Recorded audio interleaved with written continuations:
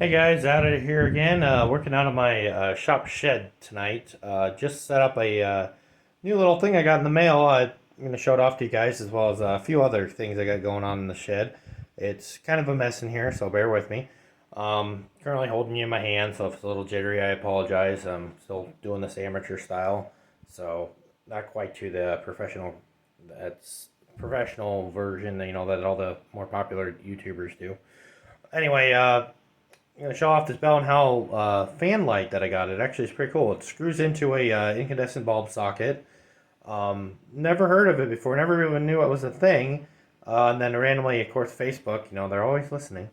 Uh, Posted one for an Ace Hardware site. They said Bell and Howell. It's a light fan. I don't know what the technical name is. Um, Basically, you plug it into 110 socket and she works. Give you a demonstration of it here. It's up here running right now. I got it mounted up in the rafters. I mounted it in. Originally didn't have a light socket up there. I put that up there. It's just typical light socket that you would do in any house, barn, garage, whatever. And then I got running to a 110 plug that goes into an outlet that's on a switched outlet, so I can turn it on and off when I come into the shop or shed. Um, Reason being is because I have all my lights plugged into the outlet versus being hardwired, so they can come with me. This is I rent a property that I'm living on, so I don't live here. So when I go, this stuff will come with me, assuming I leave. Anyway, I'm going to show you a demonstration of how it works. It's a pretty neat little feature. You got your little remote here. You got your three buttons. You got your light, your fan, and your off button. So we'll start by going off. As you can see, she shuts off. I'll give you a little better view of how it's set up there. So it's just a light socket up there, and it comes with an extender for like a recessed lighting thing. I'm actually using it to get it down because it's a pretty high ceiling. I think that's probably a 10-foot ceiling in here. It's a barn style shed that I'm working in. Anyway, I got it down there. Say first things first, push the light button. That's dim. That's medium. That's bright. Then your fan. That's low speed. And then you got medium. And then high. And the nice thing is the way I have it set up in here, and I was messing with it earlier, you can see over there, right there, the light switch when you first walk in, that shuts off all the lights in here, as well as power to things like this, which doesn't really matter because I don't use them that often. Other thing I got in here, I got a Bluetooth light. It's a 4-foot LED above the workbench here. I like the light. I got it from Menards. I like the light, but the only thing that I don't care for about it is the Bluetooth. When you're trying to use it, as more than just in this general work area, it's really quiet. And say I got a chop saw in here as well as a welder and a bench grinder up behind me, or angle grinders, things of that nature. They're noisy, as I'm sure a lot of you guys know. And I also have air compressor down here. Things like that make a lot of noise. It's not very loud. Wasn't a big fan of it. Was a good idea at first, but obviously I improved a little bit. What I ended up doing was I got an old laptop here. I've had this since I was in college, 2007. It was a high school graduation present. I still have it. Still works. Toshiba laptop, L35 for those that care. It runs Windows Vista. Yay, I know. Wonderful operating system. No. It's slow, but if you want to watch a YouTube video or something like that, you can do that. It's hooked up to the Wi-Fi in my house, so I can do that. The other thing I have hooked up, there's a monitor back here. Say I want to have dual monitor stuff, so if I don't know, want to listen to music and then do something else, kind of multitask. That's the other reason I brought it out here, so I can listen to music. I put Bluetooth, USB powered speakers that are hooked up to the laptop, and then I put it's an old car speaker. I put some jumper wires up to it so I could tap into that and get a little bit more sound out of here. A couple other things I got going on in the shed here. Said I got my welding stuff. This is actually a pretty good helmet. The only thing I don't care about, it's a Chinese thing. It's a solar powered adjustable helmet. It's actually pretty nice. It's kind of sad, the one in the bag below it, that's a Hobart hood. Those are expensive helmets. I bought it in my college days for a welding class for my automotive tech schooling. Um, just stopped working. I rarely used it, and last time I used it, the dumb thing kept flickering. Put new batteries in it, still doing it. That sucks. It was almost, I think, almost a $200 helmet. That thing there, $80, I think, maybe if that. It might have been 30. I can't remember. It's been a while since I've had it. No, it works great. The nice thing is it has a grind function. So if you're just grinding with an angle grinder or bench grinder, whatever, chop saw, I don't want to get sparks in your face. Or using a torch. I don't have a torch here. Well, I have a propane torch. If I had an oxyacetylene torch, it'd be good for that too. Um, Actually, like I said, very good helmet. Anyway, onto the welder. If I can focus it here, because I'm still kind of getting used to it. Yeah, my Lincoln Electric Handy MIG originally comes as a flux core wire welder. I know I'll probably get some crap about this. I don't like flux core welding. My dad's actually a well-trained, 40 plus year welder. He started out on stick welder and worked his way into MIG and TIG welding, and it's become, well, we'll say, masterful of all three of those. I can't hold a candle to him. I'm an okay welder, but I can't hold a candle to him when it comes to knowing things. Like, he knows like the rods and all that stuff when you're stick welding. Just, what do you use to weld quarter-inch metal? Just rambles off a random number. What do you use to weld stainless steel? Randoms off a random number. What do you use to weld gears in a transfer case? Just randoms. He just knows. Anyway, I'm not like that. I'm kind of your farmer welder. Just work with what you got. That uses. I'm trying to remember how many thousandths wire. I bought an extra roll here. I'll show you. It's a 25 thousandths wire. This is Lincoln. They call it Super Arc L56 for those that are welder nuts. And honestly, it's an okay welder. It's not the best welder. You can weld. They say you can weld up to 1/8 inch material. I've welded more than that, which probably shouldn't have, but I got a propane torch, get it hot, you preheat, and you layer. It's not ideal, but in this situation, I needed a little bit better welder, and I don't have access to 220 in the shed.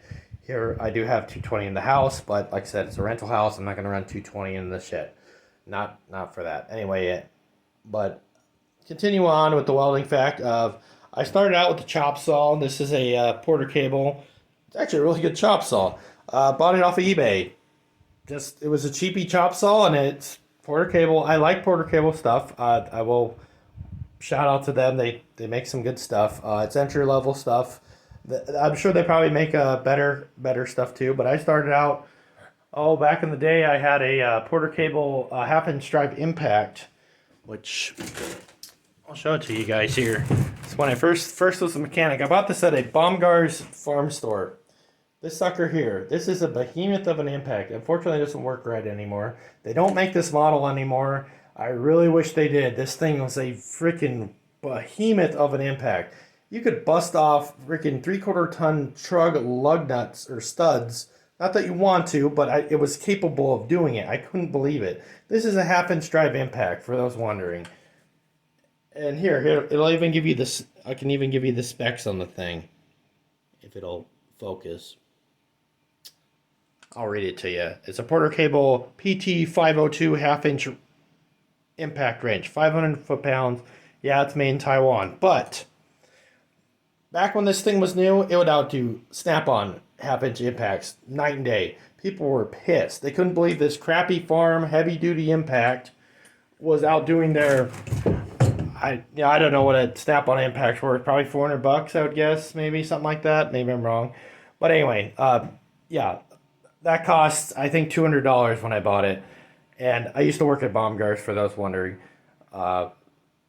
Great place to work for a high school kid, we'll put it that way. I wouldn't make a career out of it, though. Nothing against the people that do, just wasn't my thing. Anyway, that's also where I got my background in tires. I started out as a tire person there and learned a lot, actually. And turned into an automotive career, which sadly might be changing in the near future. But when that happens, I'll let you guys know. I'll still be doing automotive and side things like this all the time because it's still an interest of mine. It's just mindset has changed a little bit. I want to try something different. Anyway, moving on. Porter cable stuff. Other thing I got. This is my replacement. This is a Porter cable half-inch drive electric impact. This sucker is pretty good. I'm not gonna lie. For what it is, I bought it just because I wanted to take lug nuts off on a trailer. I was able to get the freaking U-bolts off on the trailer. I could not believe it. I'm like, man, this thing's tough. This thing, it's a PCE 211 Type 1. It's 120 volt, 7.5 amps, 60 hertz.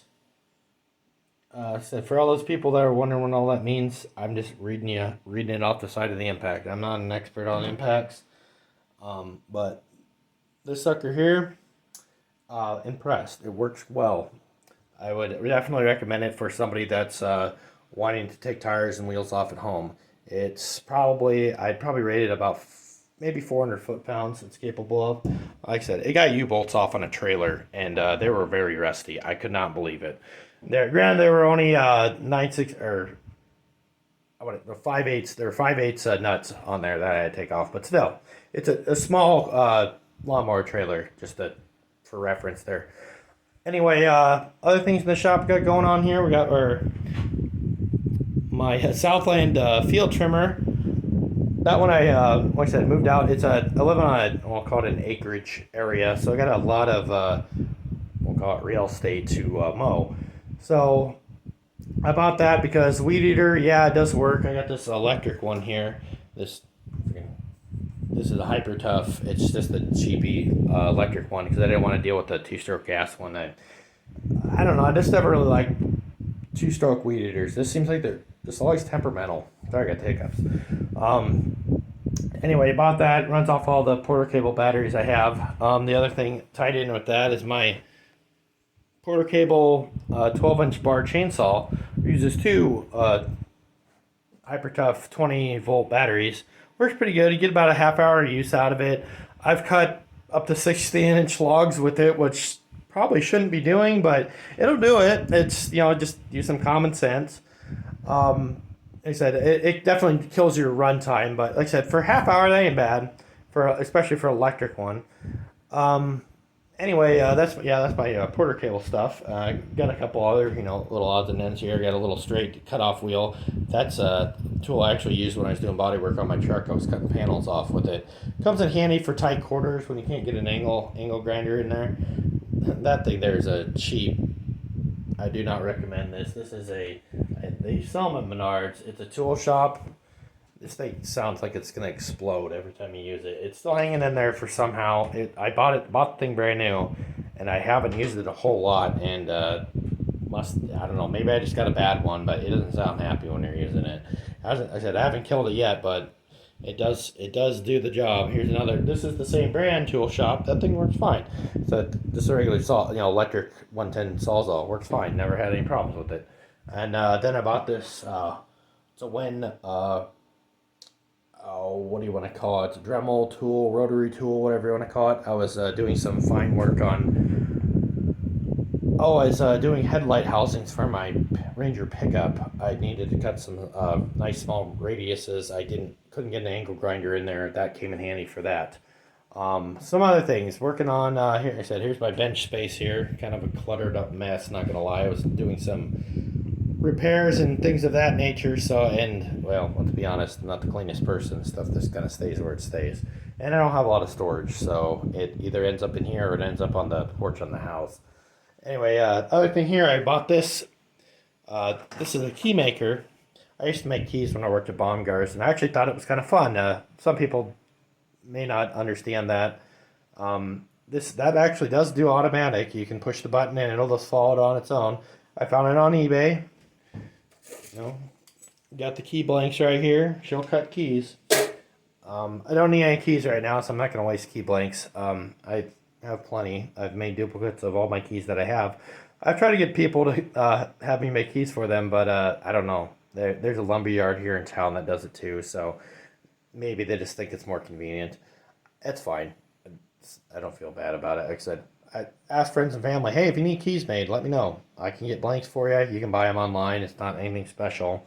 Can't do side cut laser things or anything fancy like that. I can't do skeleton keys. It can just do regular household and older automotive stuff.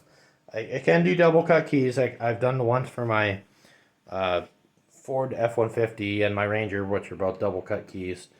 Um, does a pretty good job. Honestly, I don't know what brand it is. I actually made this little light shade for it, which it's unplugged right now, but that's made out of a applesauce container, I believe, and I kind of cut it up, and I actually sprayed that's a black taillight tint on it to make it darker, because otherwise it just shined through the back. Otherwise it was like blinding you when you're trying to cut keys, and I was like, that wasn't a very well thought out design.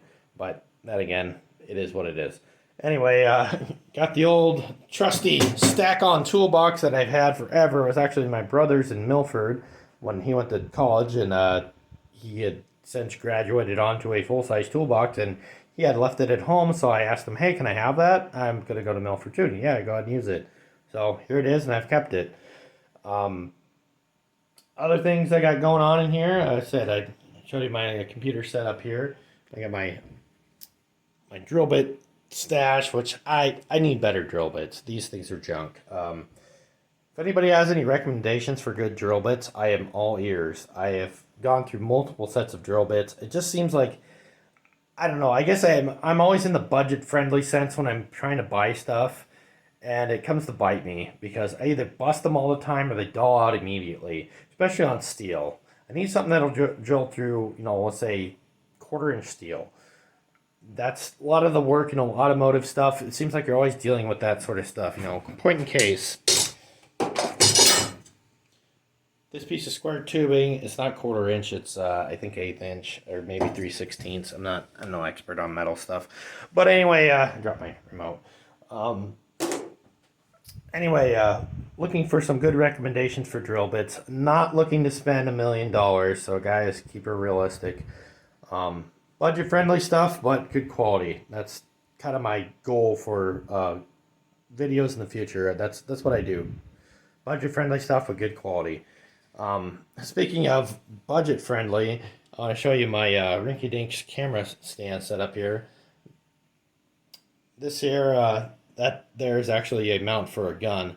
It's for sighting in a rifle. I was able to shove a piece of pipe into it, and had a piece of rubber hose, and this is actually a handlebar mount for a phone. This is what I was doing when I made my first couple videos for the Dodge Challenger cluster repair.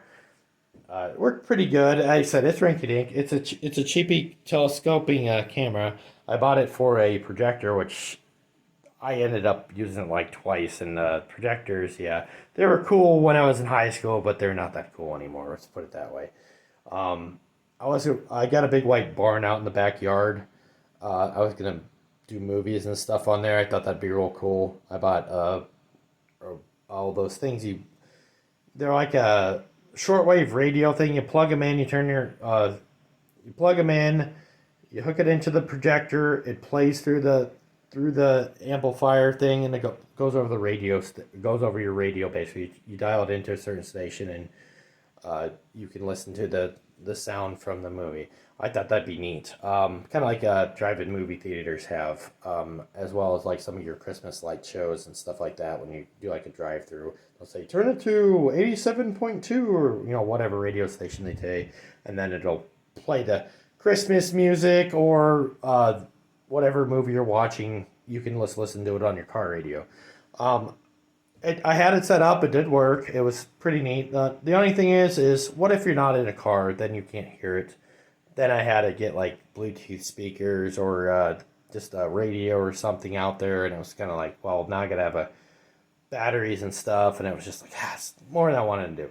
Anyway, back to the shop thing. I said there's gonna be a lot of rants in this. I'm just gonna tell you that right now. Kind of my thing. I guess it's gonna be my trademark from now on. The rant guy.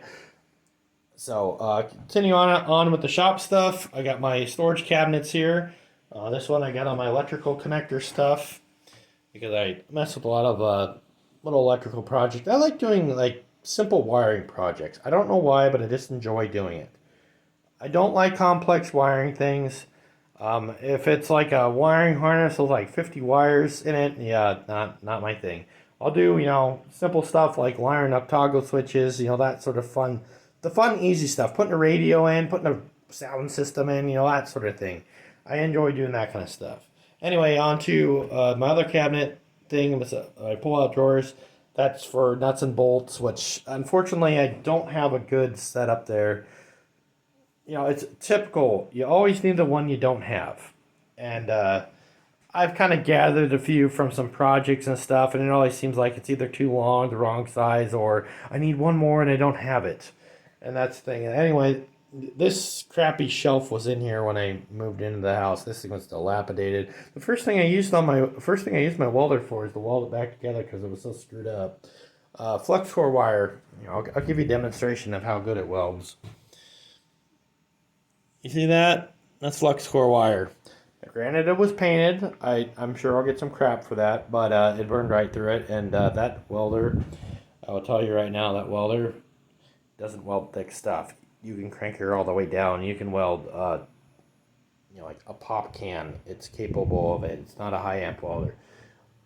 Anyway, like I said, here's my odds and ends shelf. I got some pipe glue, a PVC pipe glue and stuff that's left over from when I was doing my conduit to run electrical into the shop shed here.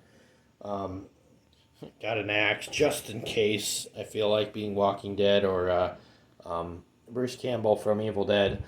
Gotta have an axe. And of course, you got a sledgehammer because you gotta have a sledgehammer. Everybody needs one of those. My little project thing, this was years ago I built this guy. And some of you guys are probably wondering, what the hell is that thing? It's quite the contraption. Well, what this is actually, it was originally in a jump box. It's a tire inflator. And I rigged it up so it runs into this air tank. So basically you plug it up, you hook it into 12 volts, just hook it up to a battery on a car, turn on the switch, let it air up. It does take a while, probably 20 minutes probably to air up the tank. It'll get up to about, I can't remember, 60 pounds I think is the max before it can't do anymore. So you can air up a couple tires with it, no problem. And it's got a valve here so you can shut it off so it doesn't bypass. It also has the option to air it up from the main big air compressor if you don't want to sit for 20 minutes and air it up. You can still use it like a regular air tank is what I'm getting at. The main reason I made it like that is say you're out in my situation was kind of unique. Got a place where I got some old cars sitting and stuff. I needed to air up a tire on one of those vehicles. Well, there's no electricity up where they're parked. And you can't really drive a vehicle up next to them because they're all kind of growing up in weeds and stuff. And there's some trees and stuff growing around them. Well, I needed to air up a tire so I could get a jack underneath one of them to take something off. That really shines there. That's a good use for that. They do make electric ones now that obviously would make this obsolete. And you're thinking, well, I already had it. You had a jump box that had the air compressor in it. Well, the main thing is so you had volume or so you had capacity. So you weren't sitting there forever. It just in a way made it quicker. And I don't know. It was just kind of a unique idea. I thought it would be neat, and I think it works well for what it is. Then I got it on the wall here. I got my garden hoses, propane hose, which there's a lot of stuff I've used it for. I got one of those little buddy, I think it's a junior buddy heater, I think they call it. Originally I was trying to use it in here. It don't work so great, which that's where that big boy comes in. Working here in the winter time sometimes, that sucker, I can't believe it. On the door here. The reason it's on the door because, well, I don't have a whole lot of space, as you probably can see. There's a fridge in here. The fridge is not plugged in, I will say. Not my fridge. Was here when I moved in. Landlord said that's the extra fridge, the one that's in the house. The previous tenants left it there. So I got a free fridge, sort of free. Free with the house, we'll call it that. I didn't have to get my own fridge. And this one's kind of small anyway. The other one's bigger. Anyway, it works fine. There's nothing wrong with it. I used to put my pop and beverages and stuff in there, but due to the cost of everything, I kind of quit doing that because it wasn't beneficial in the long run. Anyway, so continuing on, I got some extra parts laying down here, and this is a hood for my dilapidated riding mower that I got for free from my uncle. I was gonna fix it up, but I ran into some problems with it. Not really sure how to fix it. I'm it's kind of on the back burner right now. I'm not really a small engine person. I like to tinker with it, but I can't say I'm an expert. There is a lot that I don't know. Yeah, you think being a mechanic, you should just be an expert at all things engines. Not necessarily true. Small engines take a special type of person to work on. You gotta know some stuff. Anyway, continuing on, I got my. This is I believe it's a 15-gallon boom sprayer. I bought when I moved out here because there was a crap ton of poison hemlock on the backside of my barn back there that was about 6 feet tall. And my poor little Snapper YT16 riding mower, that was the first task it had when I bought it, when I first moved out here. And that's an old mower. I think production year was 1989 to 1990. And I've lived here for about 4 years now. And I bought it about, 4 months after I moved here. And it's been the most reliable but always broken mower I've ever owned, and the first mower I've ever owned. Because something's always wrong with it, but it always finishes the job somehow. So it's like I said, I like to say it's the most reliable mower I've ever had, but also the least reliable mower I've ever had. It always starts. I will say that it always starts. It might take a little bit, but it always starts. It's got a twin cylinder Briggs mower engine on it. I'll give you a little peek of it. It's sitting out here as I get attacked by bugs. There's a little beastly there. I said it's got a